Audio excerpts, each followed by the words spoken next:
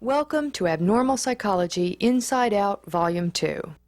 The following clients have volunteered to participate in this series of interviews, all of which poignantly convey what it's like to live with a psychological disorder. In order to be understood, psychological disorders simply must be seen. You'll notice facial expressions, speech patterns, and body language that convey the overall impact of a psychological disorder on a human body in a way that descriptions alone do not. We are grateful for the strength and courage demonstrated by the people who've graciously agreed to be filmed and to share their stories with you. They show courage in recognizing their disorders, coming to treatment, and taking steps toward achieving more satisfying lives. You will hear about and be moved by the grave problems that these clients deal with on a daily basis. They are a tribute to the central truth that people are larger than their disorders. Dissociative identity disorder, formerly referred to as multiple personality disorder, is both controversial and misunderstood. In fact, some mental health professionals challenge its existence as a diagnosis. This disorder is characterized by multiple identities or fragments of identities called alters that coexist within one body and mind. In the following interview, a client refers to Rachel, one of several alters, who uses her body and chooses her clothes. The client also has an additional alter, a child named Shadow. Listen carefully as the client talks about her dissociation from her body, a key trait of the disorder. Say Rachel. Rachel's the artist. Rachel does artwork. These are Rachel's clothes. These aren't my clothes. To say that Rachel claims this body, she doesn't. She uses this body, but she does not claim it. And no one wants the responsibility of this body at this point because there's such devastation behind it. It's almost like sometimes being halfway in and halfway out of the body. And when Rachel is in control of the body and doing her artwork, then she's all there. I mean, but there's always that underlining reality that she's there, she's in control, but there's the voice, there's other people in there that may be looking through her eyes. Like for instance, she's linked up with a child at this point named Shadow.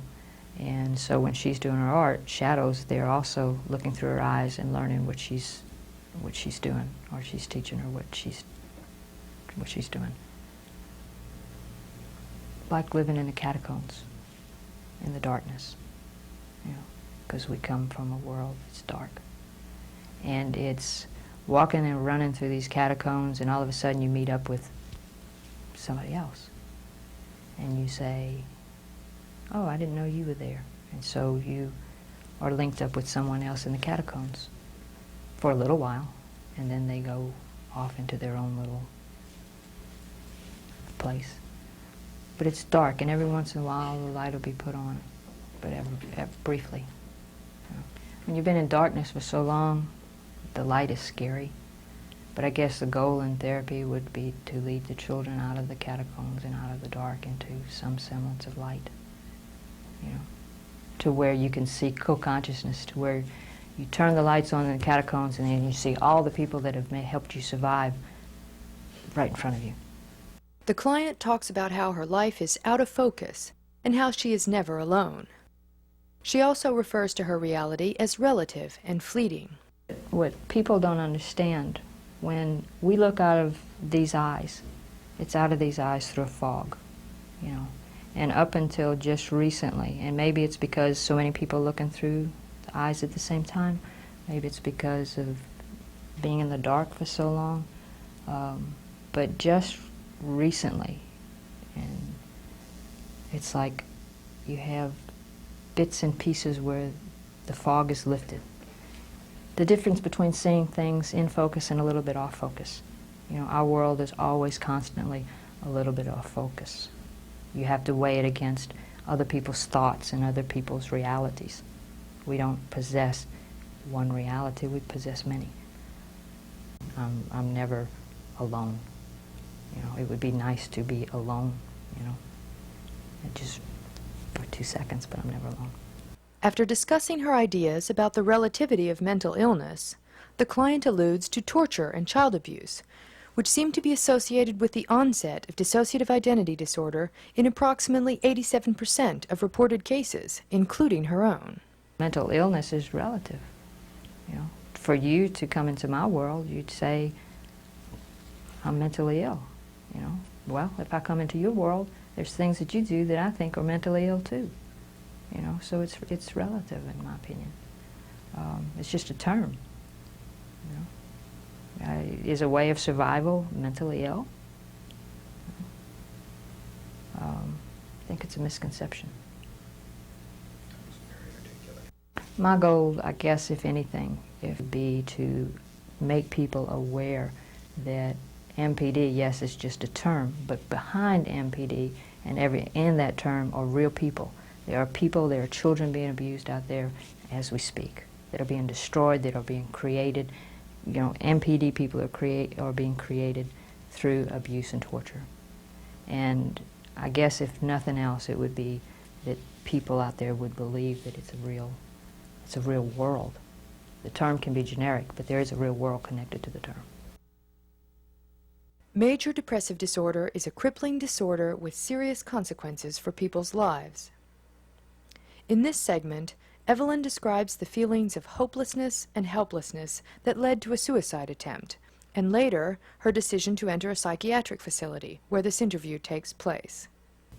I just let everything go. I tried to hide from all of it, and it got to the point where I didn't want to be here, you know. I mean, I wasn't suicidal, I didn't feel suicidal, but if I could have laid down somewhere and gone to sleep,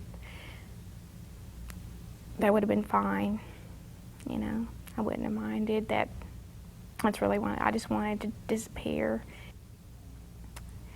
I'm feeling hopeless, a deep dark pit. It's a pit, and there's no light. I'm not worth anything, you know. This is how I feel. I'm not worth anything. You can try to cover it up, but hey, the makeup comes off when you cry, you know.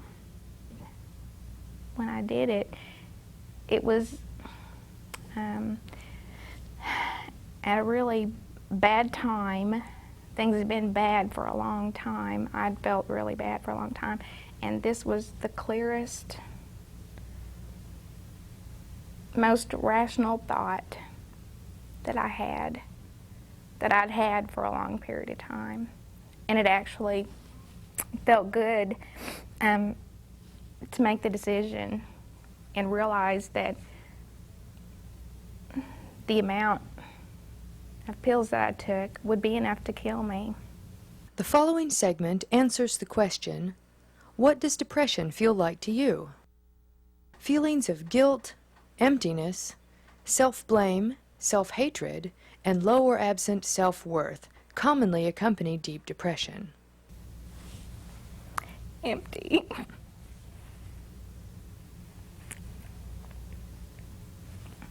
Empty. Lonely. It hurts, like a physical pain.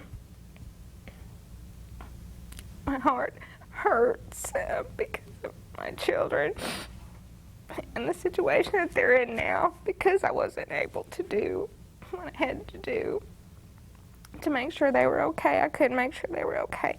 It hurts. It hurts.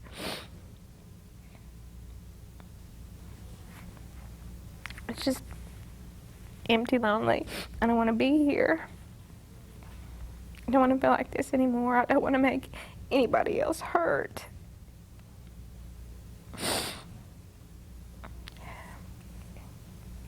It's like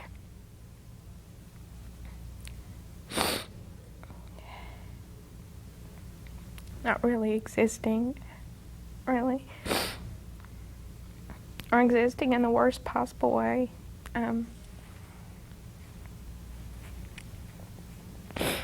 Being a prisoner in your own mind, I guess.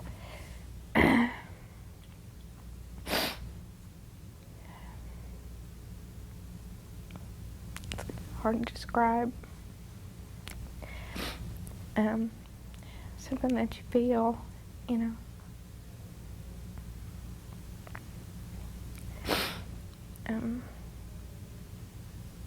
There's a lot of self-hatred, you know.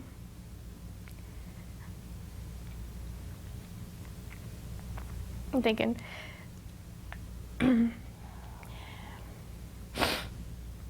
why can't I do this? Look at how bad I've messed things up. Look at the shape that my life is in. I can't fix it. I'm not any good to anybody, you know. I don't have a place anymore. I don't have a purpose anymore. Evelyn is beginning to recover. In the following segment, she talks about the need for people with depression to get help. She discusses the importance of her social environment and the role of social support in her recovery. She also refers to the stigma that people with mental disorders experience in society, in addition to their suffering. Life's tough. It's tough and it really stinks sometimes and you don't always get what you want. But, you know, you gotta look around, you know. Ask for help, don't be afraid. If it's affecting your life, then do something about it. I mean, you would if you broke your toe, you know. What's so different about this? There's nothing different about this at all. You get your chemicals messed up, so you fix them. You know, you fix them. I'm starting to see, I've been in here since last Wednesday, and I'm starting to see a little light that I haven't seen in months and months. Outside's where the stigma is. In here, it doesn't exist. Everyone's a big family, and we can relate to each other very well, and it's wonderful. You have to get to the absolute bottom before you can start climbing back out of it. You know, realize, gee, this really sucks. This really sucks. I don't like this. It hurts. It hurts really bad, and I'm ready to make some changes now. I'm ready now. The psychological aspects of dealing with physical illness are incredibly important in determining the outcome of that illness, as you will see in this interview with Aurel, an African American who is HIV positive. Aurel's positive attitude, combined with the inspirational example of his uncle as a role model, help him to overcome numerous challenges. Well, I found out in Oakland, California in 1987. And I remember I was at work and I had this real bad headache, went to the hospital and found out that I had HIV. When I was first diagnosed, I didn't have no warning signs or whatsoever. You know, you're supposed to have warning signs like night sweats, diarrhea, you know, loss of weight, the whole bit, you know, a persistent cough, let's say. And I had none of those things. It just came down on me, boom. When I first realized I was HIV positive, my whole life changed because I wasn't able to walk, and I have to deal with that every day. You know, like I don't walk like I used to walk 10 or 12 years ago. Well, I mean, the whole situation just changes. Like myself, I had to take medications actually 5 times a day, total of something like 35 pills per day. I'm limited now compared to how it was before. You know, like I no longer can hold an 8-hour day job, or there are times to where I may need assistance to go to the store, and the whole bit. I mean, it's you know, for cleaning and stuff like that. I used to love to go out and dance, you know, on the weekends. You know, I used to love to do that, and I still go out sometimes, every now and then, you know, and I still try to dance. You know, I might have to say, but it's not like it used to be, you know. Now, you know, I figured that since I'm unemployed, or you say I took an early retirement rather, you know, I decided, well, hey, I'm just going to have to do something myself. You know, I don't feel like sitting in my bed all day. That's boring. And so what I did to solve that problem was I just started to do what God gave me, and that's my artwork. I'm an artist. So that's basically what I do now. You know, that's my employment is my art. My uncle. I have an uncle who passed away about 3 years ago.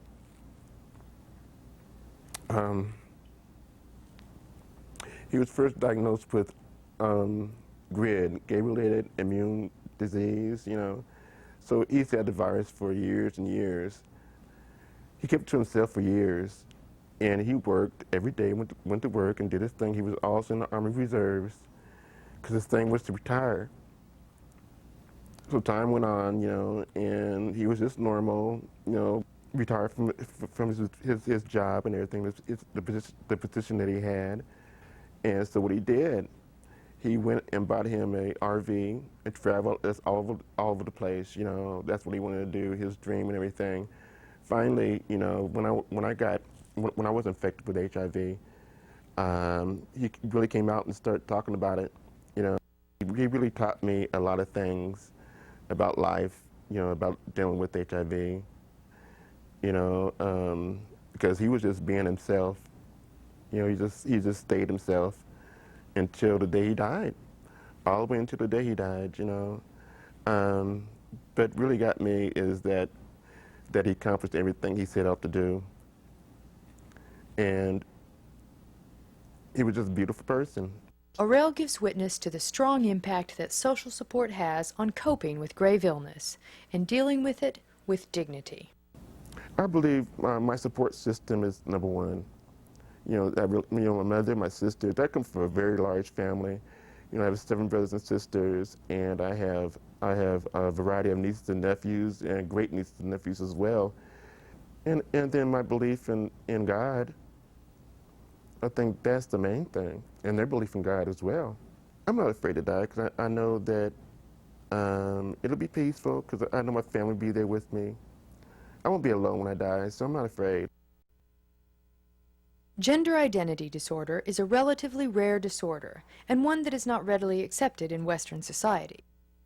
Jessica, who has already had surgery to attain a female body that's consistent with her gender identity, explains how she chose typically female activities and behaviors as a child.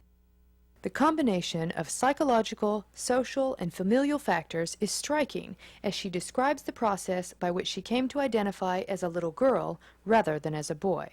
Listen carefully as Jessica describes the gap between her self-perception and her sex at birth. My name's Jessica. I'm a post-op transsexual person.